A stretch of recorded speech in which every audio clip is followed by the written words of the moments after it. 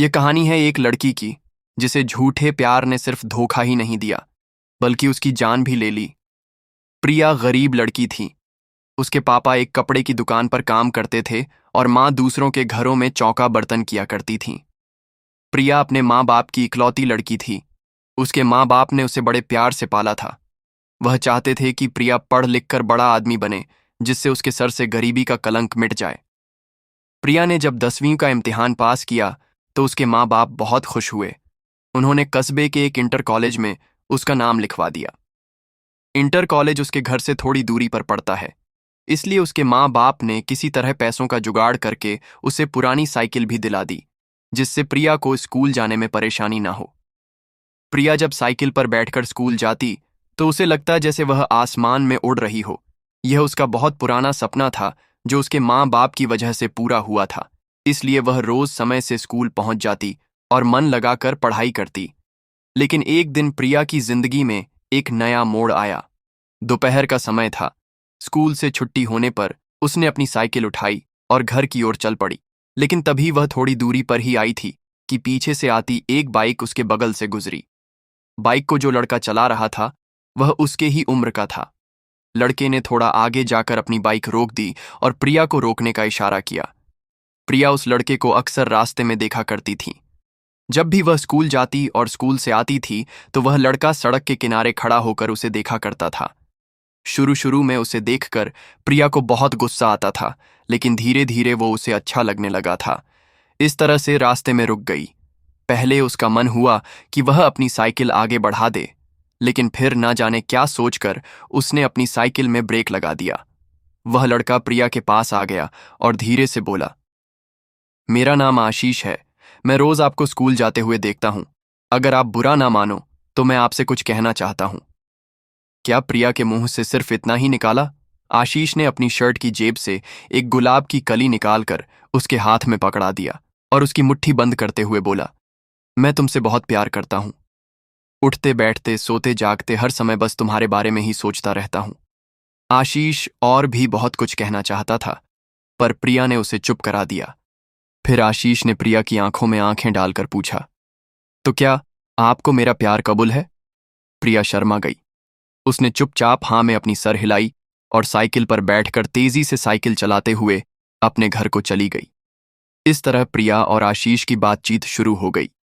आशीष रोज उसके लिए कोई गिफ्ट लाता और उसके लिए जीने मरने की कसम खाता। उसकी बातें सुनकर प्रिया दीवानी हो जाती है और सपनों की दुनिया में खो जाती है। एक दिन आशीष मिलने को बुलाया। प्रिया तैयार हो गई। उस दिन प्रिया बहुत खुश थी। वह समय पर बताई हुई जगह पर पहुंच गई जहां पर आशीष ने उससे मिलने के लिए कहा था। आशीष ने प्रिया की साइकिल को एक दोस्त की दुकान पर खड़ी कर दी और प्रिया को बाइक पर बैठाकर चल पड़ा।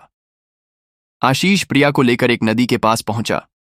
वहां पर उसने अपनी बाइक खड़ी कर दी और दोनों घास पर बैठकर बातें करने लगे।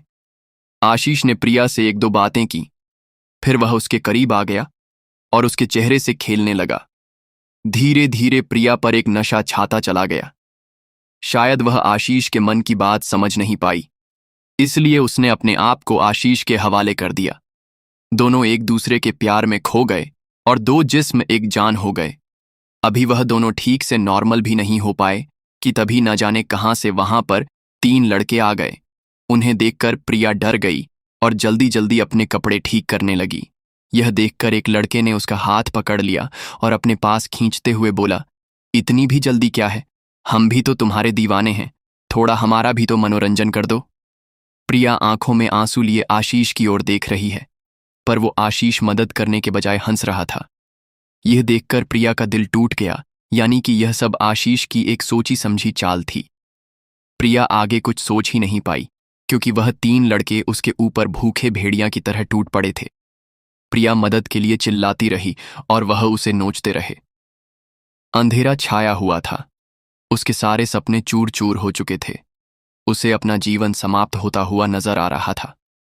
प्रिया सोच रही थी, क्यों मैंने आशीष की बातों पर विश्वास किया? क्यों मैं उसके साथ बस्ती से इतनी दूर यहां पर आ गई? अब मैं क्या मुंह लेकर अपने घर जाऊंगी? अपने माँ बाप को क्या बताऊंगी? मेरा यह हाल देख कर मर जाएंगे। प्रिया के शरीर में बिल्कुल भी शक्ति नहीं बची थी। वह किसी तरह नदी के किनारे पहुंची। नदी का पानी तेजी से बह रहा था। प्रिया ने एक बार फिर अपने गरीब माँ बाप के बारे में सोचा, लेकिन साथ ही आशीष का चेहरा भी उसकी आंखों के आगे आ गया, और इसके साथ ही गुस्सा और घृणा के भाव से उसका शरीर कांपने लगा। प्रिया रोते हुए नदी के किनारे खड़ी हो गई। उसने अपनी आंखें बंद कर लीं, हाथों को जोड़कर मन ही मन अपने माता पिता से माफी मांगी और फिर नदी में छलांग लगा दी। अगले ही पल प्रिया नदी में डूबने लगी, लेकिन अब ना तो वह किसी को अपनी जान बचाने के लिए पुकार रही थी और ना ही बचने की कोशिश कर रही थी। उसका मन अब भी अपने बेवफा प्रेमी के बारे में सोच रहा था। वह सोच रही थी कि मैंने उसकी बातों पर इतना एतबार किया क्यों था। मैंने उसे अंधा प्यार किया। क्यों मैं उसकी नीयत को समझ नहीं पाई थी, और फिर वह नदी की गहराई में डूबते चली गई। झूठे प्यार ने उसे बर्बाद कर दिया, उसकी जान ले ली।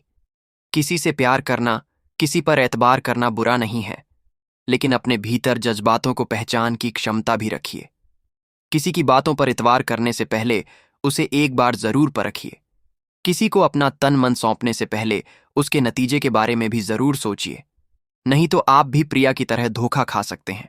आप भी उसकी तरह ठगे जा सकते हैं। आप ऐसे लोगों को क्या कहना चाहेंगे? कमेंट में जरूर लिखिएगा। वीडियो को लाइक और ज्यादा से ज्यादा शेयर कीजिएगा, ताकि कोई किसी और लड़की के साथ ऐसा ना कर पाए, और हो सकता है कि आपकी प्रयास से किसी का जीवन संभल जाए। ऐसी और भी कहानी सुनने के लिए हमारा चैनल स्टोरी बाय सुजीत को जरूर सब्सक्राइब